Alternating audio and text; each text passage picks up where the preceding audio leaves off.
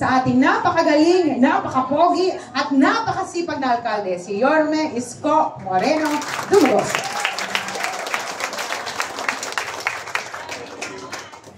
Ako po kayo. Good morning. Good morning. Sa ating minamahal na Vice Mayor Chia Atienza, at ang ating kusihal, fresh na fresh, from Boston, Massachusetts.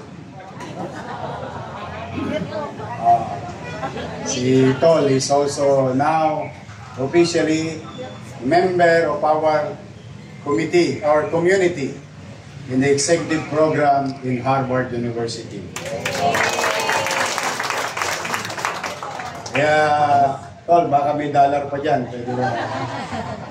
Sa ating Director ng Manila Health Department, Dr. Grace Padilla. Sa ating DOH partner, ito parang taga Manila na to. Lagi na nasa atin. Ang ating head ng health center dito at mga doktor. Mga pala, before I continue, sa ating mga barangay official, no? Nais ko lang taus-pusong ipagpasalamat.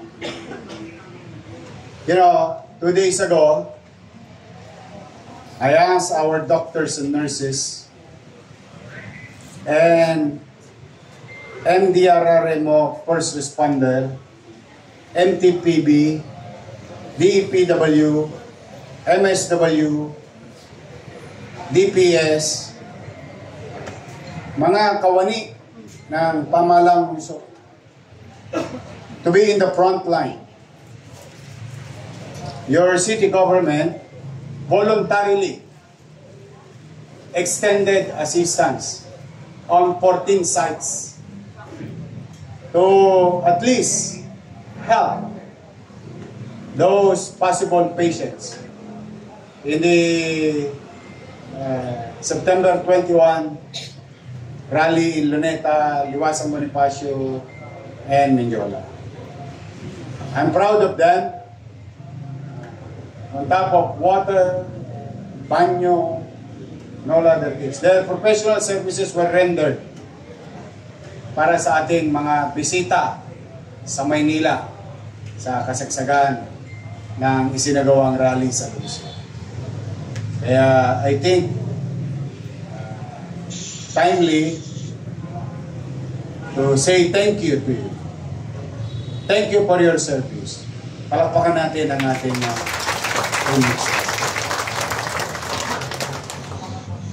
marami silang natulungan. No? And as an update, alam ko galit na galit kayo, naiinis kayo na mga taga Maynila na yung pinagpagal natin, yung pinaghirapan nating gawing maliwalas, tayo lang, kasama marangay dyan. Ito yung Sabado, pinag-uhukay ko kayo ng kanal. Pinaglilinis ko kayo ng inyong kanyang-kanyang barangay.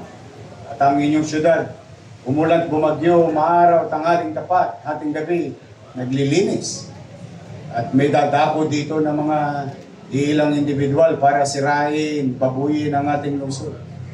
One, as a matter of update, 192 or 216 apprehended will be charged today of criminal liability.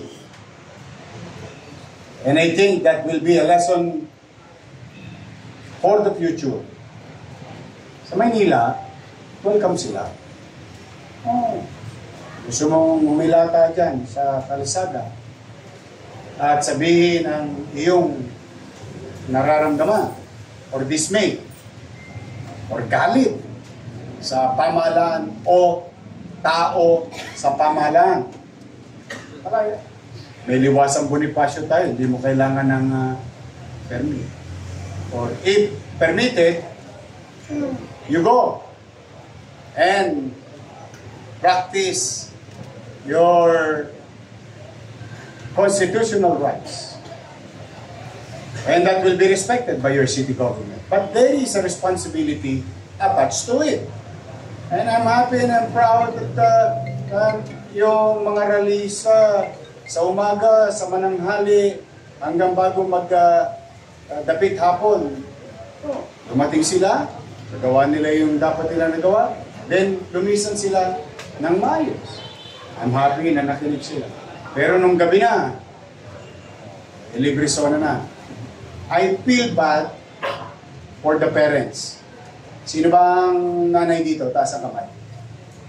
Tatay. Lahat tayo magulang? Yes po. Tol, may apo na si Letlet. Kala ko, tinataas mo yung... Alam mo yung mga anak natin, minsan talagang gusto mo, konyatan, pitikin na teka, kaluin mo sa po. I really feel bad because ginawa nila yun. Ayaw nilang maniwala na may gobyerno na sa lungsod ng Maynila. Baka nahirati pa sila doon sa panahon na parang hindi sila pinapansin ng gobyerno ng Maynila o parang walang gobyerno ng Maynila. And I've been saying that since July 1. May gobyerno sa Maynila. Then, I need to do what I have to do to protect the interests of the city government at higit sa lahat, the interest of the people of Manila. Karapatan ng mga taga-Maynila na magkaroon ng maliwalas at panatag na pamumuhay. At yung karapatan na yan ay idinuduktong natin sa mga dumadako sa lungsod ng Maynila. Mag-aaral man, naghahanap buhay man, o maaaring bumisita man lamang. Sila, obligasyon natin, din ang ating tungkulin na maayos silang dumating, maayos din silang makauwi. But at the same time, ay karapatan din namin mga taga-Maynila na pangalagaan ang aming pasilidad, ang aming komunidad. And I hope this today and what happened the other night is a lesson learned for the next event. Welcome kayo sa Maynila. Pero huwag kayong maninira ng property ng pribadong tao o maninirahan sa lungsod at lalo pa ng mga gamit ng gobyerno. Why? Today, you are a witness on how your city government spending its money. Si Mayor ba makikinabang sa pasilidad na ito? Si Vice Mayor ba? O mga politiko ba? Hindi. Ito ay pakikinabangan ng ating mamamayan. And in fact, despite of our lack of resources, tsaning-tsaning na tayo. Talagang said na said tayo. But, as I have said many times, kayo mag-alala, mga chairman, mga kagawad, mga barangay officials, mamamayan, sanay ako ng wala. Naitawid ko sarili ko, salamat sa Diyos at taong tumulong sa akin. At itatawid ko rin kayong mga tagalungsod ng Maynila. Today is a testament and proof of our word, saying that we will invest in MBN, minimum basic needs, education, healthcare, jobs, and housing. Yan, makikita ninyo. Through the effort of our medical frontliners and other members of the community with regard to public service of this facility. Kami naman ay pipilitin namin maging mabuti. Gusto ko, kapag ang tao na kailangan ng servisyo medikal, isang kembot lang niya, meron na siyang matatakbuhan. At hindi lang pasilidad. Kailangan may laman. Kahit anong galing ng doktor, kung ang ibibigay niya ay yakapsul at kispirin, baliwala ang kanyang profesyon. Walang halaga. kung wala siyang gamit na magagamit to properly diagnose a possible patient. Or after findings or medical findings, may maibigay siyang gamot o gamit para siya lalong gumaling, sa lalong madaling panahon ay gumaling o lumusog. Lalo na yung mga minamahal kong senior citizen. Special mention kayo lagi. I love you. Gusto ko kahit paano, kahit gipit tayo, may tatawid natin. Patuloy tayong mamumuhunan. Masaya ako para sa mga taga-MHD. Masaya ako para sa mga doktor, nurses, and other profession in our 6, but today, 7 hospital. Paldo yung mga yan ngayon. Pakinabangan ninyo yung inyong pinaghirapan. Same thing with barangay. I will give what is due to you. Properly. Equally. In as much as I can. Wala nang tatanggap na member ng MHD na 300 pesos lang.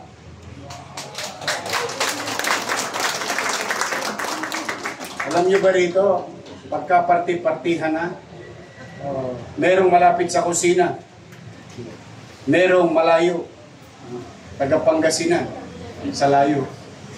Now, no more. In fact, kami ni Dr. Grace Padilla, nagkagayak na para sa next tranche ng ating MHD at ng ating mga doktor sa ospital. Why? Hindi tayo pwedeng maging magaling at magkaling-galingan sa ating kapitbahay, pero sa loob ng bahay natin, sala. Ang tawag mo doon, tanso. Tubugin mo man ng ginto, tanso pa rin. We want to be honest to our commitment. We'll give what is due to them, despite of lack of resources. Katulad sa barangay.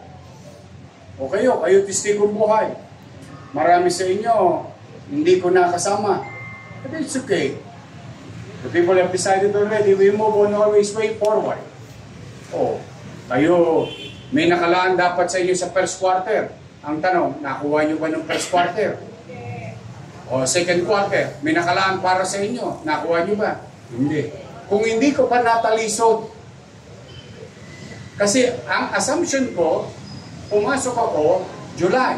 I am now obligated to give what is due for third quarter.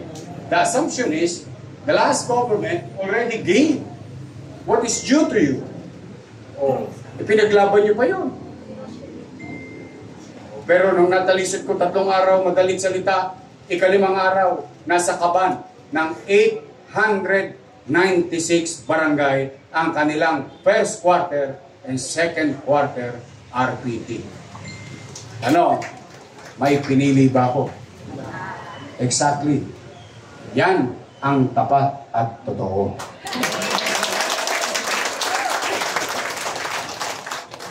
Then, again, umanatag kayo. Ano tayo? Moving forward. Sayang yung 3 taon natin na walang nangyari. Sayang yung 3 taon natin nag-stand. Itutuloy na lang sana na iba pa ng landas. Ibabalik natin muli towards Great Manila and its people. Again, your administration today will focus again and again kung paano natin mapapataas ang antas ng pamumuhay ng tao by addressing everything. Yung mga palamuti, mga pailaw, bulaklak rito, bulaklak dyan, halaman dito, halaman, bensin lang yan.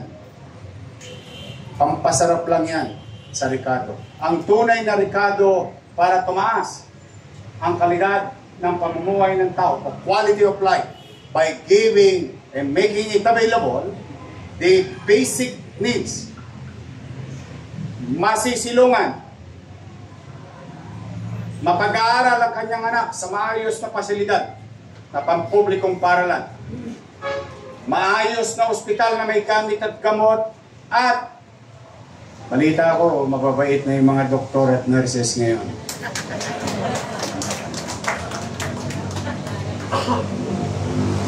Smile. Always smile. I know it's hard. Nakakapagod. But smile is a universal language. Eh, kahit na masakit siguro dyan po, pagka nginitian ako ng may asim pang nurse, eh. Mawawala siguro yung sakit ng tiyan ko. A sick person will never understand anything. But when we smile, at least, at the very least, tingin ko naman, nauupa yung kanya. Tapos yung kabayo nakapagtrabaho, I think, maayos ang kanyang pang. Hindi man siya yumaman, pero komportable ang kanyang pamumuhay. So muli, sa inyong lahat, inaalay namin sa inyo to. Sa lahat ng barangay official na nandito at ang inyong komunidad. We'll do our best.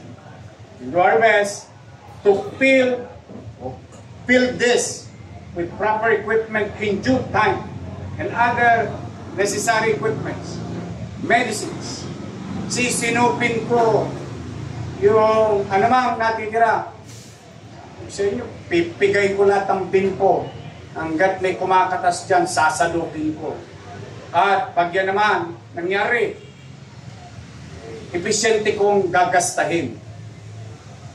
Episyente kong gagastusin to confront social perennial problem and day-to-day needs ng ating tao. Sa mga minamahal kong lolo tola, steady lang kayo. Lapit na. Ang araw na lang. May utang pa tayo sa PWD. May utang pa tayo sa solo parent. Diyos ko, lahat na tayo iwas sa akin. Hindi ko maibigay na sabay-sabay, agad-agaran. Steady lang kayo. Lista nyo lang yan sa tubig. Lahat na nangyari sa nagdaang, aakuin ko. Wala namang ibang aako, kundi rin ako. Pagpapasensya nyo lang. Ito, kailangan makaraos. Yung mga ganitong bagay, kailangan maitawid to. Dahil ito'y maraming mga ngailangan. At maraming pang bagay. But, rest assured, nagawa ko nga sa barangay chairman kahit hindi ako binoto. Nakuha nila yung RPT nila. Sila pa may postura sa senior citizen. Pati gatas, binigay ko sa kanila. Ibig sabihin, wala kayo, ano na tayo, move on. Because I need you, I need everyone. I just came from our tourism seminar for our barangays in the city of Manila. Really moving fast and forward. Ngayon, kung nag-aalala kayo sa recto, malinis na yung recto. Parang walang nangyari. Hindi ko lang maibalik kaagad yung pose ng ilaw. Gastos na naman. Kawawang MMDA, ubos ang stoplight. Those things are really gonna cost you. Kaya panawagan ko sa mga susunod. Milata ka dyan kung gusto mo. Magsisigaw ka yan. Wala akong problema. Magsabit ka. Huwag ka na mag-spray-spray. Sabit mo na lang. Lahat. O after that, linisin nyo. Kung ayaw nyo, lilinisin na. But rest assured, things are in order now. And tell your friends, especially the parents abroad, OFW, and parents from the other part of the country who sent their children here in Manila to stay in their respective dormitories. Medyo panatag na sila, huwag na silang magalala. Things are in order right now. You just tell them, assure them, and I'm assuring you. Now, again, this today, bumabaha dahil sa flood control problem. But at least, habang bumabaha din ng serbisyo sa lungsod ng Maynila.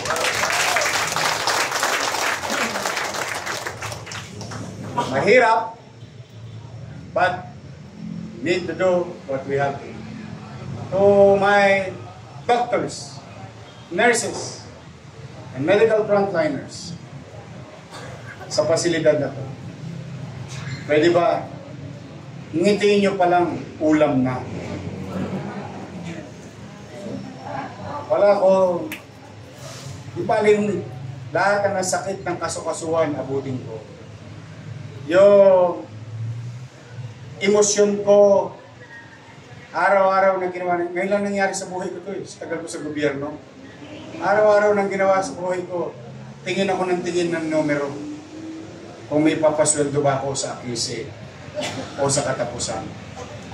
Lahat ng hirap ngayon, okay lang. But that is my job. I may pay, but I won't stop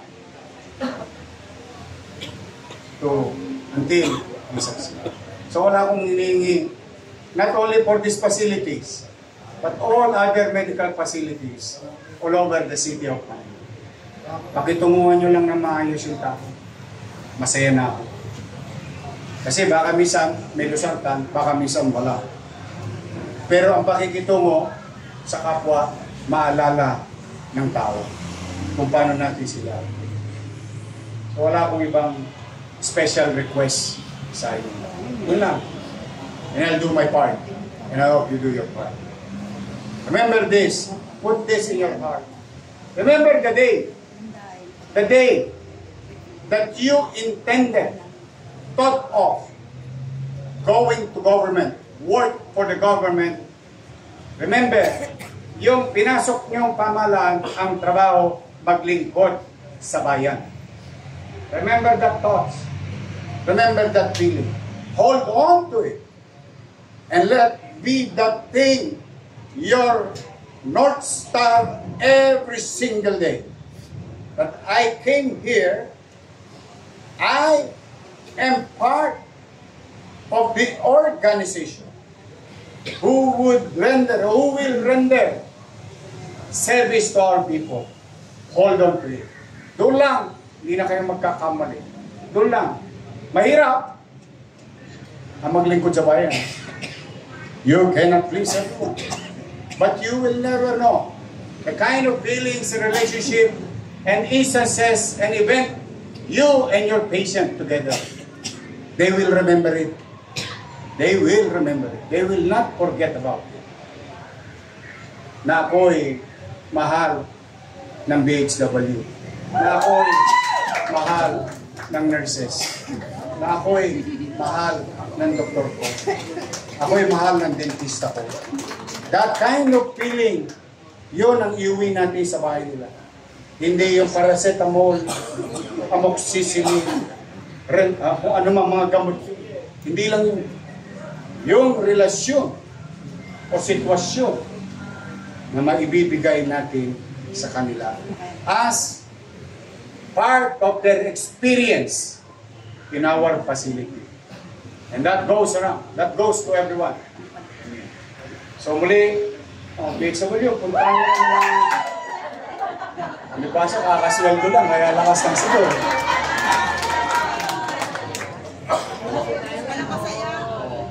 Nakita nyo ba yung ginawa ng kasama niyong BHW sa Paseco? Oh, yung tao, hindi na nahirapan pumunta para mag-miyembro ng PhilHealth. BHW, gobyerno, pumunta sa tao para tulungan siya ng miyembro. Sa oras pa, nang hindi niya pangangailangan. Because the reason behind is, yung tao, pag may aberya, nakakalimutan niya lahat. Tapos bigla mo dito, kailangan mag-PhilHealth ka muna. You know, there is other way. Habang panatagal tao, tayo bababa sa tao. Abutin ninyo, pahabain ninyo ang kamay ninyo. Kailangan kayo ng lungsod ng Maynila. Kailangan kayo ng mamamayan ng lungsod ng Maynila. So muli sa mga chairman, kagawad, secretary, treasurer, I'll see you soon. Sino may birthday na September? Ayun na, Steady lang kayo sa Gedli. Hindi kayo makawalan. Hindi magkakaroon. Ay, maganda. Sabihin ko na lang kayo. I love you. Mag-ingat kayo. Mahal ko kayo. Chichi and I, Tol and I, and your official will do our best.